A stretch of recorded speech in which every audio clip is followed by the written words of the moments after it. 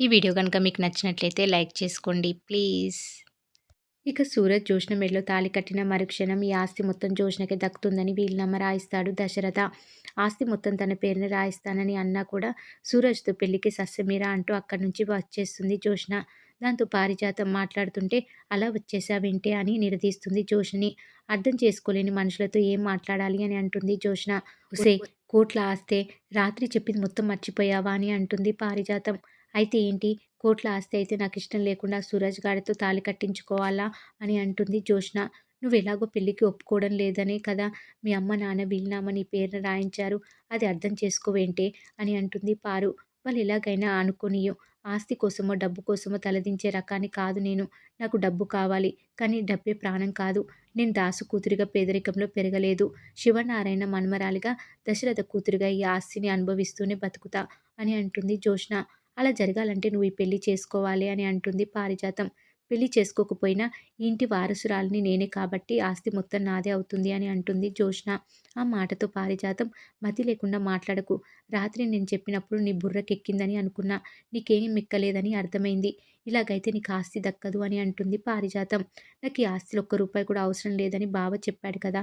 ఇదంతా దీప బావ కలిసి ఆడుతున్న నాటకం. ఈ పెళ్లి చేయాలని వాళ్ళకెందుకంత తాపత్రయం అని అంటుంది జ్యోష్న. ఇది వాళ్ళ తాపత్రయం కాదు, మీ అమ్మ నాన్న తాపత్రయం. కార్తీక్ దీప సాయంగా నిలబడ్డారంతే. నువ్వు ఈ పెళ్లి చేసుకుంటే అందరి మనసుల్ని గెలుచుకుంటామని అంటుంది పారిజాతం. నేను ఓడిపోను గ్రాని, ఎందుకంటే నేను ఫైటర్ని, లూజర్ని కాదు అని అంటుంది జ్యోష్న. దాంతో పారిజాతం, నువ్వు గెలవాలని నేను కోరుకుంటున్నా. నీ మంచికే చెప్తున్నా విను. ఆ సూరజ్ గాన్ని పెళ్లి చేసుకుంటే మంచిదే అని అంటుంది. నువ్వేం చెప్పొద్దు గ్రాని, అవసరం లేదు అని అంటుంది జ్యోష్న. దాంతో పారు, నష్టపోయేది నువ్వే జ్యోష్న. నేనేం చెప్తున్నానో అర్థం చేసుకో. నిన్ను ఇంటి వారసురాలిని చేసి ఆస్తి మొత్తం నీకు రావాలని అనుకున్నా. అది నా కల. ఇప్పుడు ఆ కల తీరబోతుంది. ఇప్పుడున్న పరిస్థితిలో నువ్వు సూరజ్‌ని పెళ్లి చేసుకోవడం తప్పితే వేరే ఆప్షన్ లేదు. దీప, కార్తీకులు కూడా ఈ పెళ్ళికే సపోర్ట్ చేస్తున్నారు. వాళ్ళు అనుకుంటే చేస్తారే అని అంటుంది పారిజాతం. ఆ మాటతో జ్యోష్న, ఆ దీప ఎందుకు చేయదు? నా పెళ్లి చేస్తే ఆ దీపకి అడ్డు లేకుండా పోతుంది కదా. నేను పెళ్లి చేసుకోకుండా అలా ఉండిపోతే ఎప్పటికైనా భావని దక్కించుకుంటానని దీప నా పెళ్లి చేయాలని చూస్తుంది అని అంటుంది జ్యోష్న. దాంతో పారు, నోరు ముయ్యవే, బంగారం లాంటి భవిష్యత్తు కాళ్ళ దగ్గరికి వస్తుంటే చూడలేకపోతున్నావు. ఒక్కసారి కళ్ళు తెరిచి చూడు. నువ్వు సూరజ్‌ని పెళ్లి చేసుకుంటే కోరుకున్న జీవితం నీ కాళ్ళ దగ్గర ఉంటుంది. ఇంకా నువ్వు ఆ కార్తీక్ గాడిని తలుచుకుంటూ ఉంటే నీ గొయ్యి నువ్వే తవ్వుకున్నట్టు అని నచ్చజెప్పే ప్రయత్నం చేస్తుంది పారిజాతం. నువ్వెన్ని చెప్పినా ఆ సూరజ్ గాడిని మాత్రం పెళ్లి చేసుకునేది లేదు అని తెగేసి చెప్తుంది జ్యోష్న. సరే అయితే, నీ నిర్ణయం నువ్వు తీసుకున్నప్పుడు నా నిర్ణయం కూడా నేను తీసుకుంటాను విను. ఈ ఆస్తిలో ఒక్క రూపాయి కూడా నీకు దక్కనివ్వను.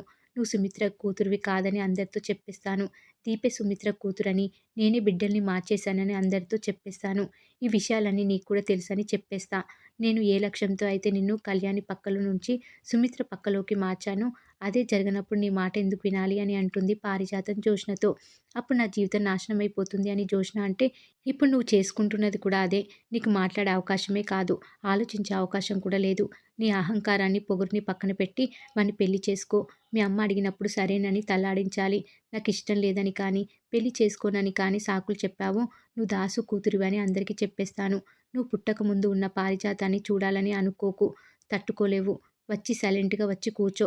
లేదంటే నేను వైలెంట్‌గా మారాల్సి వస్తుంది అంటూ జ్యోష్నకి ఓ రేంజ్‌లో వార్నింగ్ ఇస్తుంది పారిజాతం.